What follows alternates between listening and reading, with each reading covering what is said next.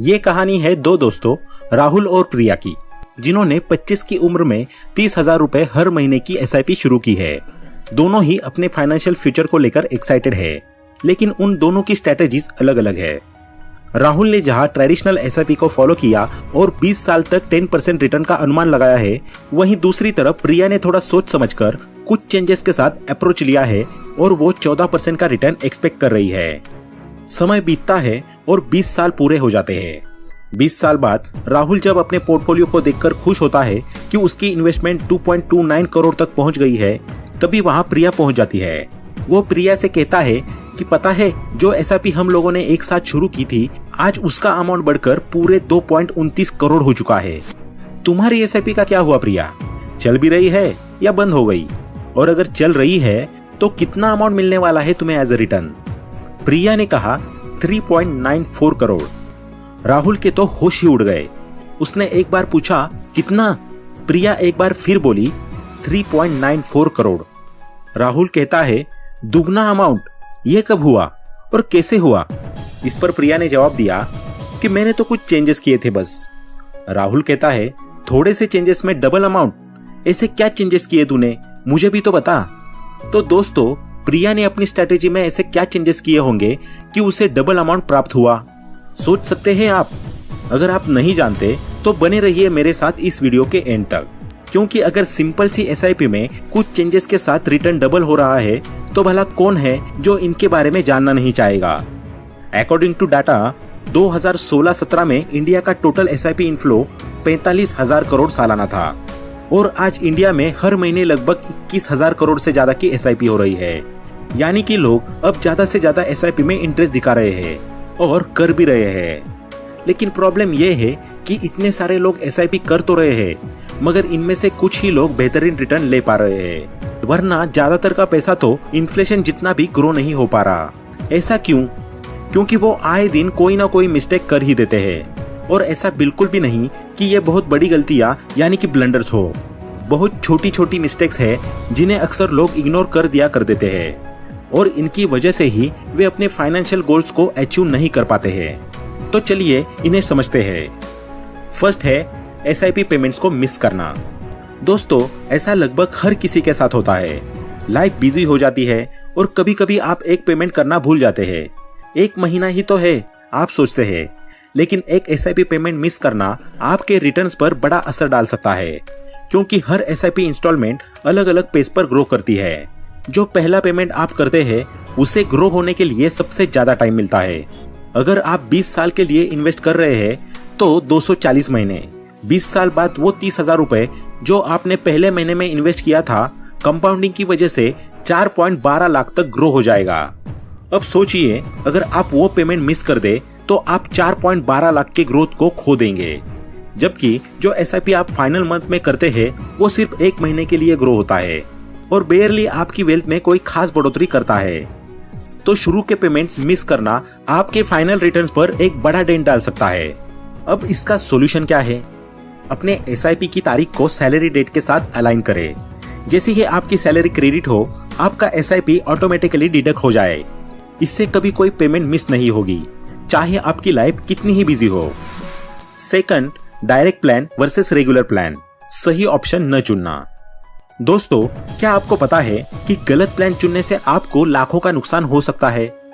जब आप mutual funds में इन्वेस्ट करते हैं तो आपके पास डायरेक्ट प्लान और रेगुलर प्लान में से चुनने का ऑप्शन होता है। यहाँ फर्क है, रेगुलर प्लान में आपके पैसे का एक हिस्सा, मान लीजिए 0.6%, एक इंटरमीडियरी या डिस्ट्रीब्यूटर के रूप में कमीशन में चला जाता है। इसके विपरीत डायरेक्ट प्लान में ये मिडलमैन हट जाता है और आप सिर्फ 0.1 to 0.2% के आसपास फी देते हैं। शुरू में ये ज्यादा बड़ा फर्क नहीं लगता, लेकिन 10-20 सालों में ये छोटे छोटे कमीशंस आपके रिटर्न्स का बड़ा हिस्सा खा जाते हैं। इसका सॉल्यूशन है कि हमेशा डायरेक्ट प्लान्स को चुनें। आप फीस बचाएंगे और समय के साथ ये सेविंग्स लाखों में बदल सकती है। नेक्स्ट, थर्ड, जल्दी इन्वेस्टमेंट्स निकालना सबसे बड़ी गलती। दोस्तों, कई इन्वेस्टर्स धैर्य खो देते हैं और जल्दी ही अपने पैसे निकाल लेते हैं। मार्केट गिरती है या पहले कुछ सालों में रिटर्न्स छोटे दिखते हैं और वे पैनिक कर जाते हैं। उदाहरण के लिए अगर आप 30,000 रुपीज का SIP शुरू करते हैं तो पहले साल में वो सिर्फ 34,000 तक ग्रो होता है और आपको ये ग्रोथ कम लग सकता है, लेकिन यहाँ कंपाउंडिंग का मैजिक काम करता है। वहीं 30,000 अगर अनटच छोड़ा जाए तो 20 साल बाद 4,12,000 तक ग्रो हो जाएगा। जब आप जल्दी निकालते हैं तो आप अपने इन्वेस्टमेंट को मैच्योर होने से पहले ही काट देते हैं और आप बड़े रिटर्न्स पाने का मौका खो देते हैं। इसका सॉल्यूशन है धैर्य रखें। SIPs लॉन्ग टर्म इन्वेस्टमेंट्स होते हैं और जितना लंबा आप इन्वेस्टेड रहेंगे उतने बड़े रिटर्न्स मिलेंगे। अपनी प्लान पर टिके रहे और मार्केट के फ्लक्चुएशंस के दौरान पैनिक न करें। नेक्स्ट, फोर्थ, मार्केट डिप्स के दौरान इन्वेस्ट ना करना। मार्केट टाइमिंग्स का फायदा ना उठाना। यही चीजें इंटरेस्टिंग होती है। मार्केट टाइमिंग हमेशा आसान नहीं होती, लेकिन अगर आप मार्केट डिप्स को पहचानना जानते हैं तो आप लमसम इन्वेस्टमेंट्स कर सकते हैं जो आपकी वेल्थ को सिग्निफिकेंटली बूस्ट कर सकता है।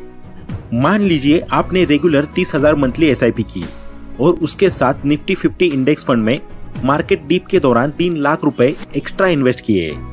समय के साथ ये अमाउंट बड़ी अमाउंट में ग्रो हो सकता है, सिर्फ इसलिए कि आपने मार्केट को सही टाइम पर पकड़ा।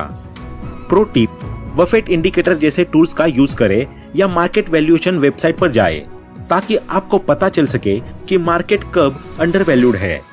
जब डिप दिखे तो बिगर अमाउंट इन्वेस्ट करने से मत हिचकिचाए। Next, fifth, step up SIPs। Wealth growth को तेज करने की चाबी को न समझना। दोस्तों, जैसे जैसे आपकी इनकम बढ़ती है वैसे वैसे आपका SIP बढ़ना चाहिए। यही स्टेप अप SIPs काम आते हैं। मान लीजिए आप शुरुआत में 30,000 प्रति महीने इन्वेस्ट करते हैं और हर साल इसे 5% से बढ़ाते हैं। दूसरे साल में आप 31,500 इन्वेस्ट करेंगे और इसी तरह आगे चलता रहेगा। समय के साथ ये छोटा इंक्रीज बड़ा फर्क पैदा करता है।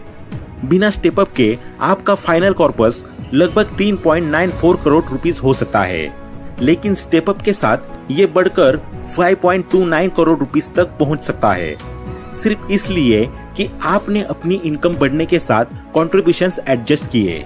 तो दोस्तों, हर बार जब आपकी सैलरी बढ़े अपने SIP को थोड़ा बढ़ाएं। ये एक आसान तरीका है जिससे आपकी वेल्थ तेजी से बढ़ेगी। Bonus tips, discipline is everything. Discipline का मतलब है कि आप एक कंसिस्टेंट और स्टेडी अप्रोच अपनाते हैं, चाहे एक्सटर्नल कंडीशंस कैसी भी हो। SIPs में सक्सेस का सबसे बड़ा सीक्रेट यही डिसिप्लिन है। चाहे मार्केट ऊपर जा रहा हो या नीचे, चाहे आपकी पर्सनल सिचुएशन कितनी ही कॉम्प्लेक्स क्यों ना हो, डिसिप्लिन रहना आपको अपने फाइनेंशियल गोल्स तक ले जाने में मदद करता है। वॉरेन बफेट का नाम कौन नहीं जानता। उन्हें दुनिया के सबसे सफल इन्वेस्टर्स में से एक माना जाता है और उनकी सक्सेस का राज भी उनकी डिसिप्लिन है। वॉरेन बफेट ने एक बार कहा था, the stock market is design to transfer money from the active to patient. इसका मतलब यह है कि जो लोग कॉन्स्टेंटली मार्केट टाइमिंग करने की कोशिश करते हैं या पैनिक में आकर इन्वेस्टमेंट्स को बेच देते हैं, वो लॉन्ग टर्म इन्वेस्टर्स की तुलना में कमाते नहीं है।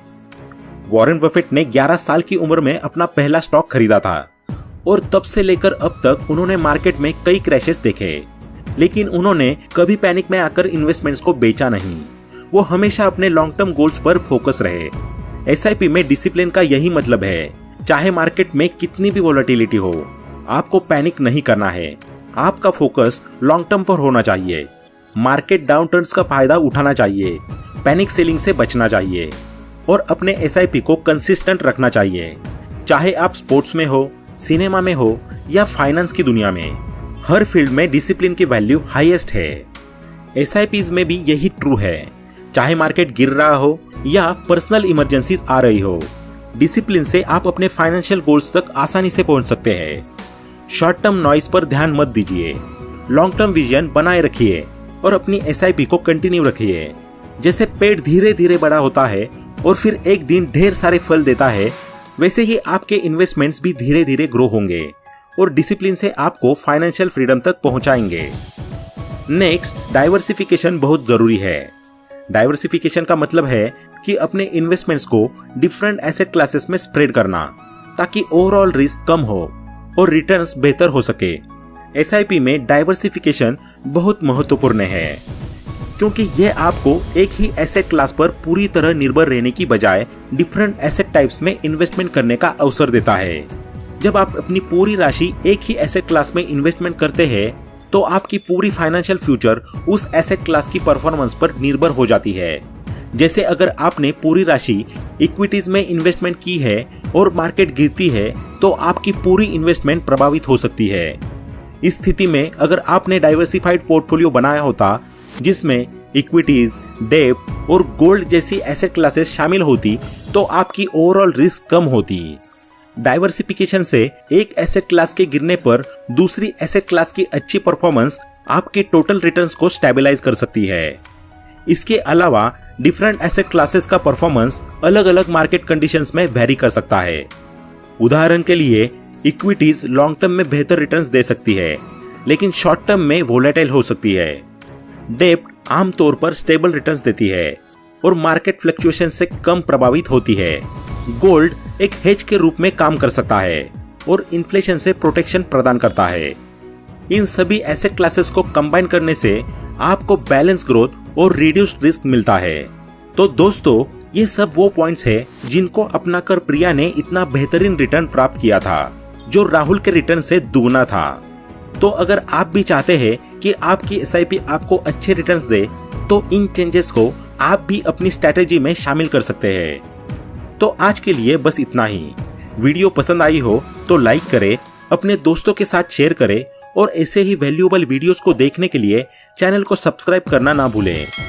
Thanks for watching.